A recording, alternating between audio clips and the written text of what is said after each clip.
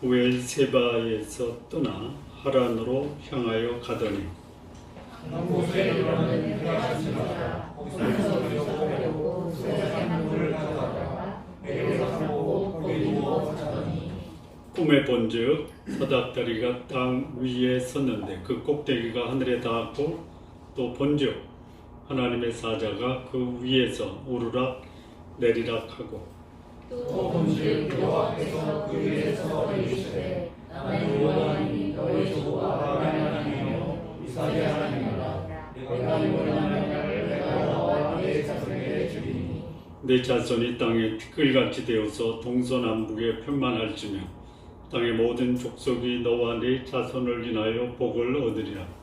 내가 너와 함께 있어 내가 어디로 가든지 너를 지키며 너를 이끌어 이 땅으로 돌아오게 하시리라.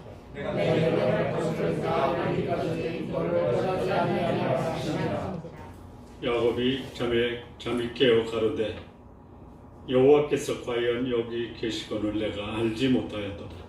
이에 그가 이르되 두렵도다 이곳이여 이것은 하나님의 집이요 이는 하늘의 문이로다 하고 야곱이 아침에 일찍 일어나 베개하였던 돌을 가져 기둥으로 세우고 그 위에 기름을 붓고 그 이름을 베델이라 하였다. 이 성의 옛 이름은 루스라. 야곱이 서원하여 가로되 하나님이 나와 함께 계시사 내가 가는 이 길에서 나를 지키시고 먹을 양식과 입을 옷을 주사 내가 평안히 아버지 복과 주시오면 여호와께서 나의 하나님이 되실 것이요 함께 읽겠습니다. 내가 기도로 세운 이 돌이 하나님의 점이 될 것이요 하나님께서 내게 주신 모든 것에서 내가 반드시 하나님께 하였더라. 아멘. 기도하시겠습니다. 하나님 아버지, 한 해를 마감하면서 이 마감을 하나님과 더불어 우리가 예배로 마감하게 하실 수 있게 해주셔서 감사합니다. 새로운 한 해도 주와 더불어 시작하고 주께서 인도하시는 복되고 거룩한 새해가 되게 하옵소서. 아멘. 예수님의 이름으로 기도합니다. 아멘. 오늘 이 송구영신 예배 메시지를 창세기 28장 10절에서 22절 말씀으로 잡았는데요. 잡은 이유가 있습니다. 11절 말씀을 보면요.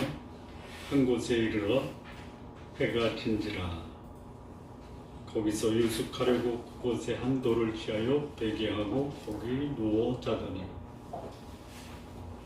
여기 해가 진지라 해가 지고 있습니다. 이 곳이 어디냐면 베델입니다. 그래서 송구영신 예배 메시지 제목이 해지는 베델의 들판에서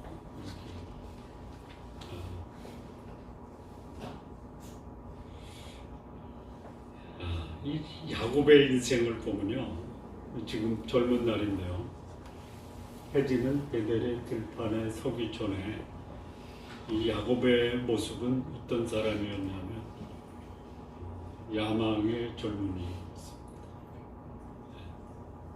자기가 원하는 것은 반드시 손에 쥐어야만 직성이 풀리는 젊은이였습니다. 우리도 젊었을 때는 그랬죠. 지금도 젊지만 손에 쥐어지지 않으면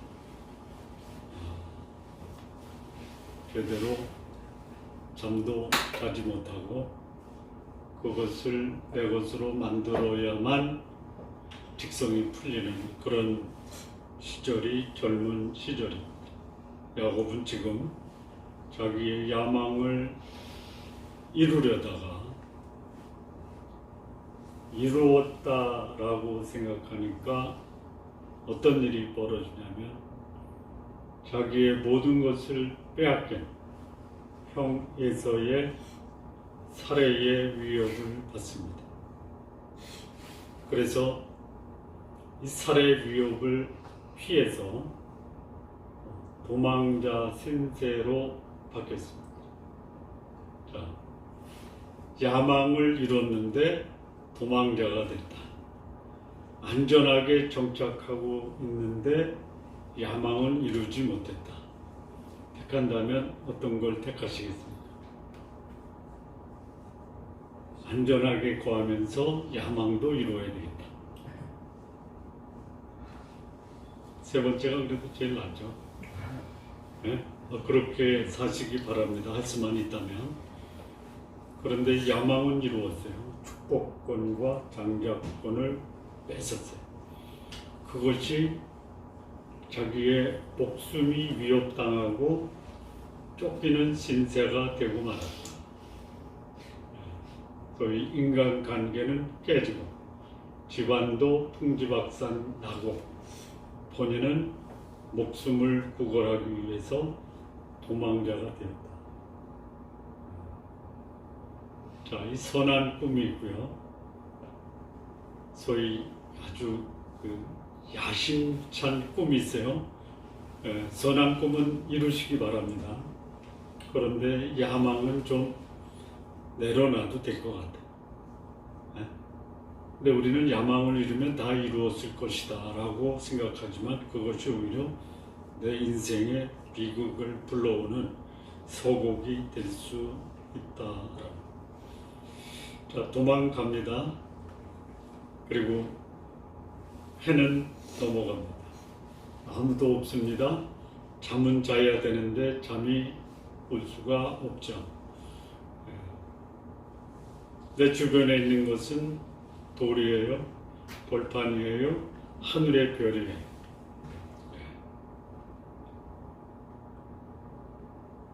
누워서 생각해 보니까 내가 이러려고 야망을 성취했는가라는 그런 소위 자기 인생에 대한 후회와 회한이 몰려오고 있어요.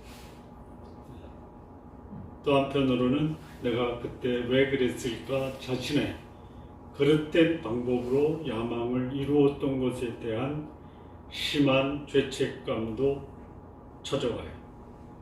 그리고 지금은 도망자 신세입니다. 불안과 두려움 때문에 잠을 제대로 청할 수가 없는 상황이다. 어쩌면 그는 그 해지는 베델의 들판에서 그의 생애를 지금까지 살아온 삶을 돌아보면서 탄 부끄러움과 회한이 자신의 머릿속에서 계속 오고 가는 그런 시간을 보내고 있다. 우리가 이 야곱을 보면 믿음의 조상인데 그럴 수 있을까? 믿음의 조상인데 그럴 수 있을까? 믿음의 조상도 그럴 수 있다. 그럴 수 있다가 뭐죠? 야비할 수 있다. 이게 보통 위로가 되는 게 아니에요. 야망을 이루고 쫓기는 신세가 된 것이 믿음의 조상의 삶의 하나였다. 혹시 내 인생이 쫓기는 신세, 야망도 이루지 못하고 삶도 공고할 수 있다면 그것이 하나님의 백성들의 삶의 일부가 될 수 있다라는. 자, 축복권과 장자권을 뺏긴 형이 바울을 죽이겠다라고 합니다. 자, 이 야비한 사람이 하루 아침에 그야말로 정직한 사람으로 바뀔 수 있을까요? 네?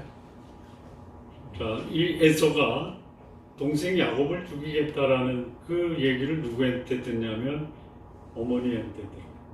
그 어머니는 자기 아들, 에서가 아들이에요.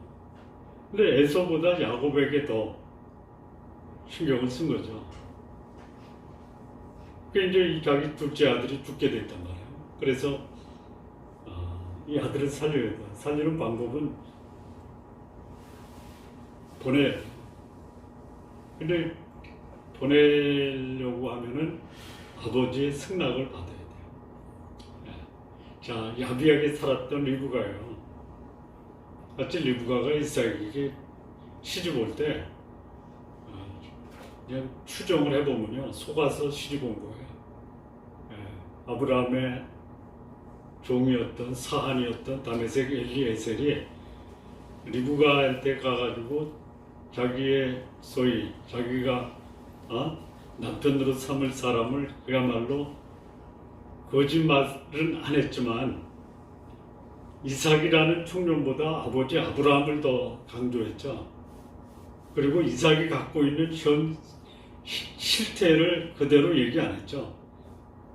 부잣집 유일한 아들로 아버지의 재산을 상속받고 그리고 결혼하지 않은 총각이 여기에 자기 아내를 구하기 위해서 보냈다. 대단한 믿음의 사람이다. 온 거예요. 속아서 왔어요. 근데 이 리브가는 또 이 평생 자기 아들, 둘째 아들을 위해서 그야말로 그 축대를 다 매는 거예요. 둘째 아들을 위한다면 수단과 방법을 가리지 않아요. 그래서 그 두 아들 사이에 이제 대립과 반목, 이제는 살인도 벌어질 수 있어요. 그 얘기를 리브가가 들어요. 그래서 둘째 아들을 보내려고 자기 남편 이삭에게 가서 그 소위 승낙을 받으러 들어가는데 이것도 어떤 방법으로 해요? 하던 것이 그대로 가는 거예요. 속임. 그럴듯하게 속여요. 속일 때는 그럴듯하게 속여야 됩니다. 리브가가 이삭한테 가서 뭐라고 그래요? 자기 큰아들 에서가 결혼해서 아내를 얻었는데 그 아내 며느리가 우리의 마음을 너무 속삭이지 않습니까? 이거는 소위 말하면 불신앙의 아내를 얻고 며느리를 얻은 그런 우리의 실수가 둘째 아들에게 있어서는 안 되겠다. 그래서 이 둘째 아들만큼은 소위 믿음의 가정에서 아내도 구하고 우리는 며느리도 구해야 되겠다. 그래서 우리 친정집에 가면 거기 믿음의 처자들이 있으니 그 처자 중에서 내 둘째 아들의 며느리를 얻어야 되겠다. 이삭이 굉장히 그 말에 감동을 받죠. 그래서 야곱을 불러요. 축복을 해요. 너는 내 어머니 집 고향에 가서 믿음의 여인을 만나 결혼을 하라. 축복해서 보내요. 표면적으로는 고요하죠. 내면에서는 어때요? 그야말로 살기 등등한 거예요. 어쩌면 이게 우리가 살아가는 삶의 모습일 수 있어요. 겉에서는 은혜스럽게 상대를 하고 대화를 하고 또 그런 은혜스러운 말을 하지만 내면 속에서는 소위 살해하고자 하는 미움, 살고자 하는 그런 욕망, 이런 것들이 수없이 난무하는 인생이 우리의 인생이에요. 우리 한 해 동안 그렇게 살아오셨죠?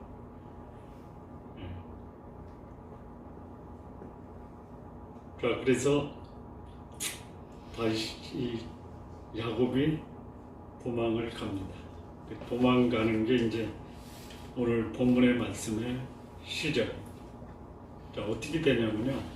야곱이 브엘세바에서 떠나 하란으로 향하여 가는. 자, 28장 10절의 말씀에서 특별히 무슨 감동되는 구절이 있습니까? 표현이 있습니까? 이걸 읽으면서 아우 이게 좋은 거야? 라고 눈이 번쩍 뜨는 게 없어요. 없어요? 안 보여요? 안 보여요? 보여드려요? 브엘세바에서 하란까지의 거리가 얼마일까요? 네? 네? 상당히 멀죠? 몇 킬로 될까요? 네? 걸어가는 거예요? 비포장 도로예요? 산도 넘고 광야도 넘어야 돼요? 몇 킬로? 브엘세바는요 가나안 최남단이에요. 시나이 반도 경계선이에요. 파란은 어디냐면요, 소위 갈그미스라고 하는 저쪽 아수르 맨 꼭대기, 거기서 또 동쪽으로 더 가요. 몇 킬로? 쉽게 얘기하면요, 모포에서 한경북도 회령까지 가는 거리예요. 몇 킬로? 몇 킬로? 700에서 800km. 1000킬로가 넘어요. 당시 두 개의 길이 있어요. 부엘세베아에서 파란까지 가는 두 길인데, 최단거리는 1100km고 조금 먼 거리는 1350km예요. 근데 지금 어디에 도착했냐면 베델, 루스라고 하는 베델에 도착했어요. 거기는 부엘세베아에서 비교적 짧아요. 그 소위 예루살렘 위쪽 사마리아 그 근방이 베델이에요. 그러니까 부엘세바에서 요 베델까지의 거리는 아무리 멀어도 200km가 안 돼요. 그냥 앞으로 얼마나 더 가야 돼요? 자, 200km까지 가면서 이 야곱의 심정이 어땠을까요? 어땠을까요? 자, 홀로 가는 길이에요. 개나리 보침 하나 줬어요. 언제 어디서 누가 나에게 나타날지 몰라요. 불안, 초조, 두려움 이런 것이 없어요. 밤이 됐어요. 나를 맞아주는 사람이 없어요. 잠은 자야 돼요. 그래서 잠을 청한 곳이 어디냐? 해저문 들판이에요. 자기에게 주어진 것은 아무것도 없어요. 돌베개 하나예요. 그러니 이 다윗이 여기서 돌베개를 베고 자면서 어떤 심정이었겠어요? 내가 이러려고 그 목숨을 건 장자권과 축복권을 빼앗으려고 애랬었는가? 뭐 하는 거지 이게? 그런 상황이에요. 그런 상황. 한 곳에 일어났는데 해가 졌어요. 아무것도 없어요. 그런데 갈 길은 아직도 멀어요. 갈 길은. 지금까지 야곱이 한 번도 경험해 보지 못한 경험을 지금 여기서 하는 거예요. 자, 야곱이 하나님을 알았죠? 들었죠? 만나지 못했죠? 하나님을 알고 하나님을 들었지만 하나님을 만나지 못했던 야곱이에요. 근데 이제 하나님이 나타나시는 거예요. 하나님이 대체로 언제 나타나세요? 대체로 언제 나타나세요? 배고플 때, 아플 때, 외로울 때, 실패했을 때 실감 나시죠? 그래서 하나님을 만나려고 한다면 진짜 은혜 가운데 모든 것이 잘 될 때 만나세요. 그럴 때 안 만나면요, 하나님이 언제 만나 주시냐면 힘들고 고달프고 외롭고 배고프고 춥고 힘들 때 하나님이 내 옆에 오세요. 내 옆에. 하나님을 만났던 자기 할아버지, 자기 아버지, 나는 아직 못 만났어요. 여러분의 자녀들이 우리 자녀들, 내 아들, 내 딸이 하나님을 알고 만나서 하나님의 자녀들이 돼야 될 텐데 너무 잘해주지 마세요. 너무 잘해주지 마세요. 고생 좀 시키시기. 아니, 고생시키지 말고요. 본인이 고생길로 접어들겠다라고 하면 내버려 두세요. 저는 요즘 내버려 둡니다. 자, 그런데 여기 이제 12절에 꿈에 보니까 사닥다리가 땅 위에 섰는데 이 꿈에 보는 거예요. 하나님이 꿈에 보여주세요. 한번 말씀드릴게요. 지금도 하나님이 필요하시면 꿈에 말씀하실 수 있습니까? 근데 대체로 꿈에 안 보여주시죠? 왜 안 보여주세요? 내가 필요한 거 다 말씀 속에서 말씀하셨기 때문에. 그런데 말씀이 안 나타나요. 나에게 특정한 경우에 이건 말씀이 없어요. 예를 들어서 제 동생이 세상을 먼저 떠날 때 하나님 내 동생 하나님이 모시고 갔습니까? 이거 하나님 말씀해 주셔야 돼요. 제 동생 보내고 피곤해서 깜빡 눈을 감고 졸았는데 갑자기 동생이 문 열고 들어오는 거예요. 와. 근데 그때 제가 질문한 게 뭐냐? 너 예수님 믿니? 믿지. 놀래서 일어났더니 꿈에. 그리고 한 번도 안 났대. 이때 야곱 때에는 하나님이 꿈으로 말씀을 많이 하세요. 그 꼭대기가 하늘까지 닿았어요. 본즉 하나님의 사자가 그 위에서 오르락 내리락 하고 있어요. 이 모습을 봤어요. 그런데 더 본 모습 중에 야곱이 지금까지 한 번도 경험해보지 못한 경험을 하는 거예요. 그게 뭐예요? 여호와께서 그 위에 서서 가라사대. 여러분 하나님의 음성을 듣기를 원하세요? 이게 우리의 새로운 2022년에 우리가 사모해야 될 아주 경건하고 거룩한 욕망이에요. 열망이 있어요. 하나님이 나에게 말씀하셨다. 그런데 더 여기서 보면요, 이런 고백을 해요.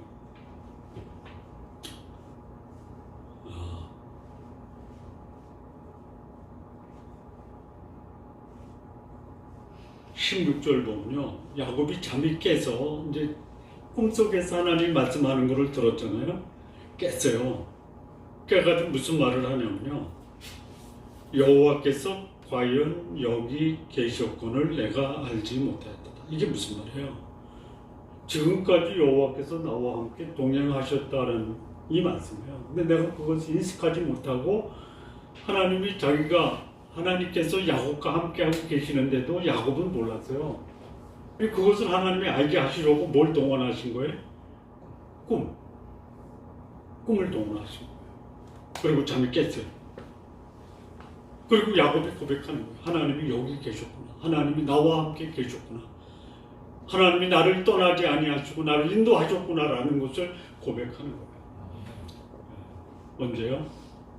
외롭고 쓸쓸하고 춥고 배고프고 힘들고 쫓기는 신세가 됐을 때 야곱이 하나님이 나와 함께 계셨구나라는 것을 실감하고 고백하는 거예요.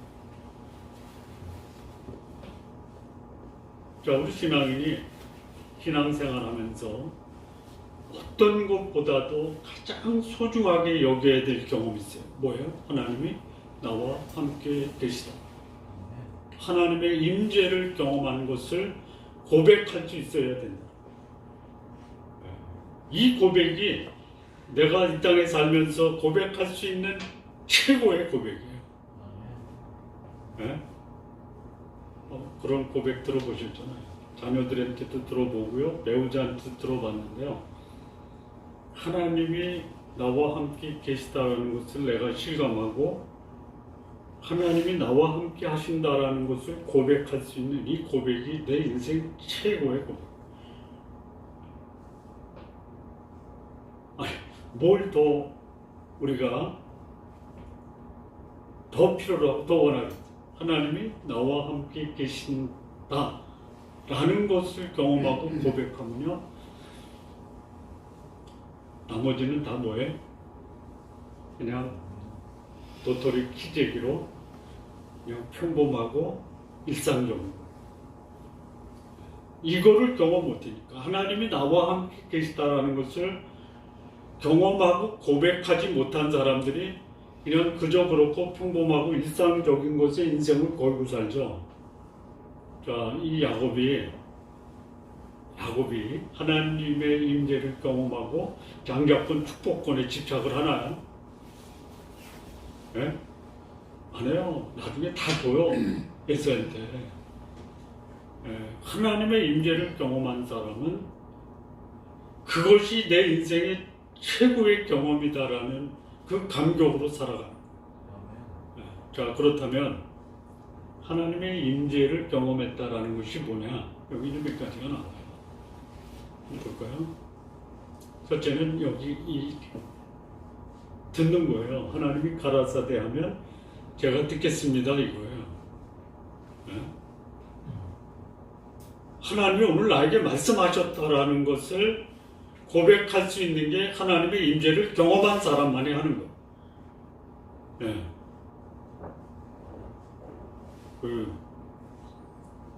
이런 말씀을 좀 드릴게요. 하나님의 임재를 실질적으로 체험적으로 삶으로 경험한 사람은요, 말씀을 볼 때 그 하나님과 아주 구체적으로 실감나게 그 말씀을 받아들여요. 하나님께 이런 고백을 하세요. 저도 당신의 음성을 실감나게 경험하고 싶습니다. 그럼 실감나게 해주십니다. 대충 때우는 식으로 말씀 보지 마세요. 자, 그 다음에 하나님의 임재를 경험한 사람들이 할 수 있는 게 뭐냐면요, 이거예요. 그 말씀하실 때 너 누운 땅을 내가 너와 네 자손에게 주리니. 그래서 14절에 보면 동서남북에 편만할지며 땅의 모든 족속이 너와 네 자손을 인하여 복을 얻으리라. 땅을 주고요, 자손을 통해서 복을 얻게 하겠다라는 약속을 주십니다. 하나님의 임재 가운데 있고 하나님의 임재를 경험한 자는요, 내가 뭐해? 축복의 통로다라는 것을 실감할 수 있어요. 이게 하나님의 임재 가운데 있는 사람이야. 나는 축복의 통로다라는 거예요. 나 때문에 내가 있는 가정, 나 때문에 내가 있는 직장, 나 때문에 내가 있는 교회가 복을 받는다라는 그런 확신을 가지고 내 삶을 살아야 돼요. 물론 이거를 방해하는 방해 세력이 무지하게 많아요. 여기 야곱이 이런 하나님의 약속을 받고 어디 가고 있어요? 하나님으로 가는 거예요. 이 약속에 대한 확신을 가지고 평생 살아야 돼요. 삶의 과정이 흔들거려요. 복잡해요. 어려워요. 피곤할 수 있어요. 그럼에도 불구하고 하나님의 임재를 경험한 자는 나는 축복의 통로다.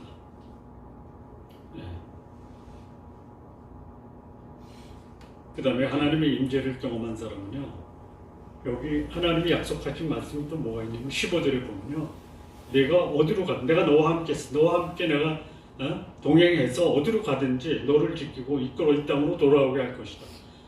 내가 내게 허락한 것을 다 이루기까지 너를 떠나지 않아. 하나님이 나에게 약속한 거 붙들어야 돼요. 하나님의 약속은 언제 이루어져요? 하나님의 약속은 언제 이루어져요? 하나님의 약속의 때에 이루어지는 거예요. 자, 이 야곱이 자기 가고자 하는 목적지 도착도 안 했어요. 갈 길이 멀어요. 거기서 수십 년 동안 하나님 잊어버리고 살았어요. 야곱은 잊어버려요. 근데 누구는 잊어버리지 않아요? 하나님은 잊어버리지 않아요. 하나님의 임재를 경험한 사람은요, 하나님이 나에게 약속한 거 반드시 이루신다라는 것을 확신하면서 살아갈 수 있어요. 가끔 잊어버려도 하나님은 결코 나에게 약속한 그 약속을 잃어버리시지 않고 반드시 이루신다. 그 다음에 하나 더 보면요, 17절이요. 이에 두려워하여 가로되 두렵도다 이것이요 다른 것이 아니라 이는 하나님의 전이요 이는 하나님의 문이로다. 하나님의 임재를 경험한 사람들이 가지는 또 하나의 특별한 것이 뭐냐? 하나님을 두려워하면서 사는 거예요. 여러분, 하나님 앞에서 사십시오. 자, 두렵다라고 하는 것이요, 쉬운 말부터 얘기하면요, 내 인생을 좀 진지하게 사셔야 돼요. 대충 그 인생을 놀이터처럼 살지 말고 진지하게 살아야 돼요.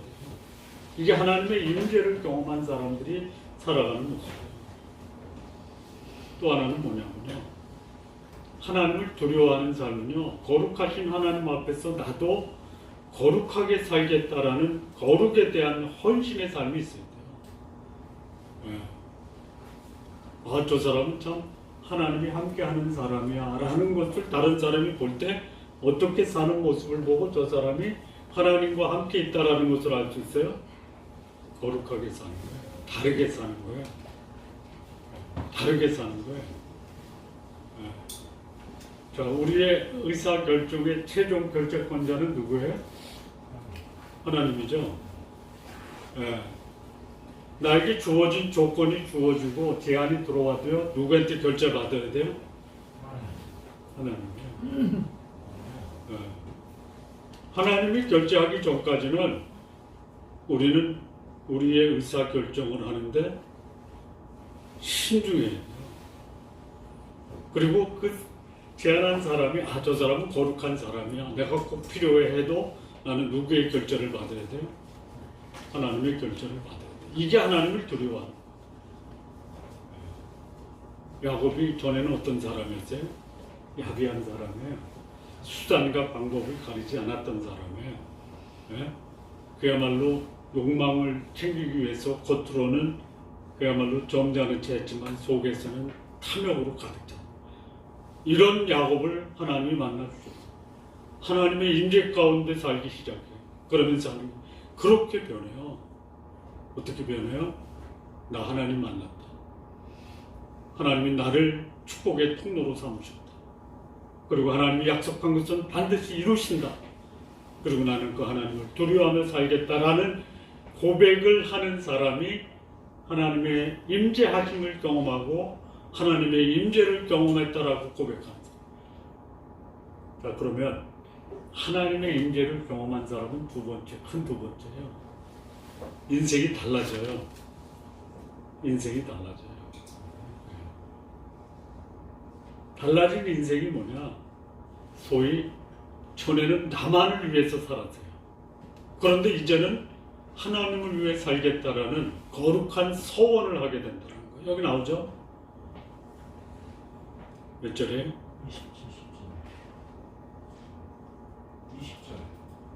20절이요. 야곱이 서원하여 가로되 하나님의 임재를 경험하는 사람은요, 내가 앞으로 하나님 앞에 어떻게 살겠다라는 서원을 할 수 있는 거예요.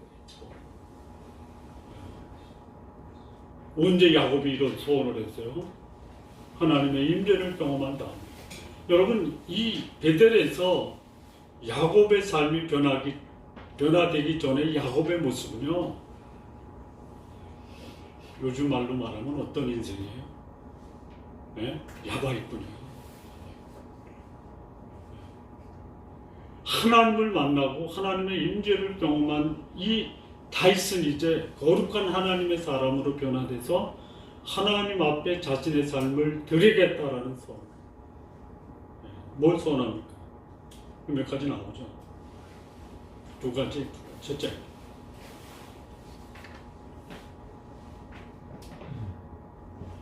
(21절이요) 나로 평안히 아비 집으로 돌아가게 하시면 하나님께서 나의 하나님이 될 것이요 내가 기둥으로 세운 이 돌이 하나님의 전이 될 것이요. 하나님의 여호와께서 나의 하나님이 될 것이고 나는 하나님의 전을 세울 것이다. 하나님의 전이 뭡니까? 하나님의 임재 가운데 내가 계속 거하겠다. 우리가 하나님 앞에 드릴 수 있는 소원의 가장 중요한 소원이 뭐예요? 저는 하나님의 집에 거하겠습니다.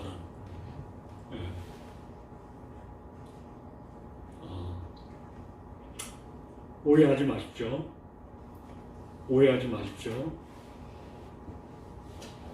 내가 하나님 전에 거하는 결단과 소원을 하면 모든 것은 하나님이 이루어 주신다. 맞습니까? 맞아요. 근데 이렇게 생각하는 분들이 있어요. 하나님이 할 것은 하나님이 하고 내가 할 것은 내가 한다. 내가 하나님의 집에 거해서 하나님과 교제하고 내가 할 것은 내가 해야지만이 그래야지 그 열매를 내가 먹는다. 그렇습니까? 그렇게 생각하는 사람들이 있어요. 그런데 하나님과 교제하는 사람은요, 하나님 뜻에 순종해요. 그러니까 내가 할 일을 내가 책임지고 내 스스로 내 자기 완전적으로 일을 한다라는 게 아니고 그 일을 하는 게 뭐예요? 내가 하나님 집에 하나님과 교제하면서 하나님 뜻에 순종하는 것이 내가 오늘 사는 삶의 모습이다라는 거. 다르죠? 달라요. 많은 하나님의 사람들이라고 하면서도 하나님과 함께 교제한다고 하면서 내 인생은 내가 살아가는 거예요. 아시잖아요. 너희는 먼저 그의 나라와 그의 의를 구하라. 그래야만 이 모든 것을 너희에게 도와주리라. 야곱이 하나님의 임재를 경험하고 소원한 것이 뭐냐? 저 여호와의 집에 거하겠습니다. 이거예요. 그런 사람은요 성실해요. 우리 그런 말 있죠. 하늘은 스스로 돕는 자를 돕는다라는 게 이게 잘못 해석한 거예요. 그냥 그것만 선포해버리니까 진인사 대천명으로 해석을 해요. 최선을 다하면 하늘이 돕는다. 아니에요. 하나님의 뜻에 합당하면 하나님이 복 주신다는 거예요. 거기서 하늘은 스스로 돕는다. 스스로 돕는다라는 뜻이 뭐냐면요. 하나님 없이 내가 최선을 다하면 하나님 날 돕는다. 그런 뜻이 아니에요. 내가 하나님 뜻에 합당하게 살면 합당한 삶이 나에게 축복으로 되돌아준다. 내가 봐준다. 하늘은 스스로 돕는 자라는 뜻에 들어가 있는 게 뭐냐면요. 거룩하라, 성실하라, 정직하라, 겸손하라. 이게 하늘은 스스로 돕는 자다라는 뜻이에요. 하나님의 임재를 경험하고 하나님 앞에 서원을 드린 자는요. 하나님의 뜻이 내 인생의 최고의 동. 그렇게 살십시오. 그러면 하나님 마음에 들면 하나님이 누구를 감동시켜요? 나를 감동시키고요. 내 주변 사람을 감동시키고요. 내 환경을 감동시키고요. 내가 원하는 삶을 살 수 있도록 하나님이 환경을 조성해 주신다. 이게 다 야곱의 첫 번째 서. 두 번째 22절이요. 하나님께서 내게 주신 모든 것에서 10분의 1을 내가 반드시 하나님께 드리겠습니다. 여기서 이 11조가 나와요. 아브라함에게 11조 드렸죠. 아브라함이 11조를 소위 교육을 받고 11조 드린 겁니까? 아니면 그 마음속에 내가 11조는 하나님께 드려야 되겠다는 거룩한 소망이 있어서 드린 겁니까? 네? 우리는 11조 안 드리면 큰일 나는 줄 알아서 드리죠. 그거 드리지 마십시오. 여기 야곱도 언제 하나님이 너 나한테 그러면 11조 내. 그래서 이 야곱이 11조 반드시 하나님께 드리겠다라고 한 겁니까? 아니에요. 하나님의 임재를 경험한 자는 어떤 서운이 생기냐면요. 내가 무엇으로 하나님께 나의 삶을 드릴 거라고 하는 이 거룩한 헌신의 마음이 생기는 거예요. 네. 아니 제가 지난주에 바리새인들의 그 저주를 얘기할 때 하나 빼먹은 게 있었죠. 네? 빼먹은 거 혹시 모르세요? 23절인가요? 화 있을지요 예식하는 바리새인과 서기관들이 너희가 바카와 해안가 근처에 11조는 드리되 율법이 말하는 바 의와 인과 신은 저버렸더라. 이것도 하고 저것도 버리지 말라. 바리새인은요 11조 안 하면 죽는 줄로 아는 거예요. 그렇게 드렸어요. 그런데 실질적으로 11조의 정신을 잊어버린 거예요. 야곱이 11조는 모르지만요. 제가 하나님께 드릴 수 있는 게 있다면 제가 최소한 11조는 드리겠습니다. 이거거든요. 근데 그게 뭐냐? 의와 인과 신이에요. 네. 그걸 어떻게 표현하죠?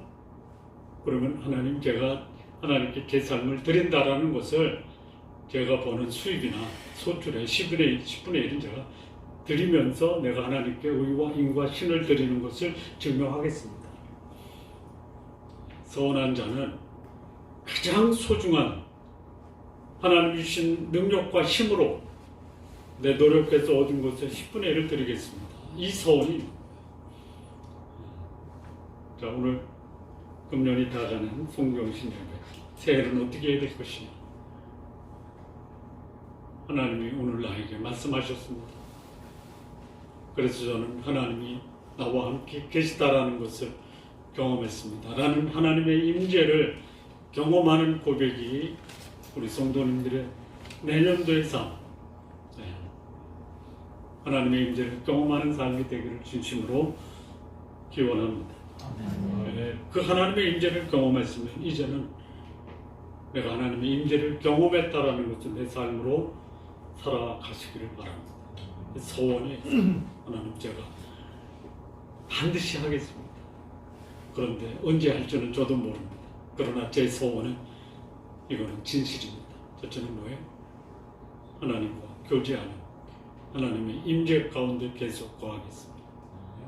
그리고 내가 하나님의 뜻에 순종하면서 하나님이 나에게 주신 그 축복이 하나님께로부터 왔다라는 것을 내가 구체적으로 증거하고 고백하고 실천하는 삶을 살겠습니다. 그게 2022년 새해에 우리 성도님들 하나님의 임재와 하나님께 소원하는 그런 삶이 우리 성도님들의 삶이 되시기를 진심으로 바랍니다. 아멘. 기도하시겠습니다. 하나님 아버지 감사합니다. 우리가 한 해 동안 힘겹게 우리의 인생 살아왔는데 이런 인생의 힘든 과정에서 하나님을 만나게 하시고 하나님의 음성을 듣게 하시고 하나님이 복 주시는 것을 받을 수 있는 새로운 해 되게 하옵소서.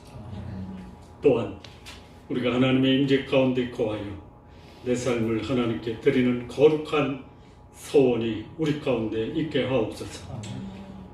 2021년을 우리와 함께 동행하시고 우리를 인도하신 하나님께서 새해에도 그렇게 우리와 함께 하시고 동행해 주옵소서. 예수님의 이름으로 기도합니다. 아멘.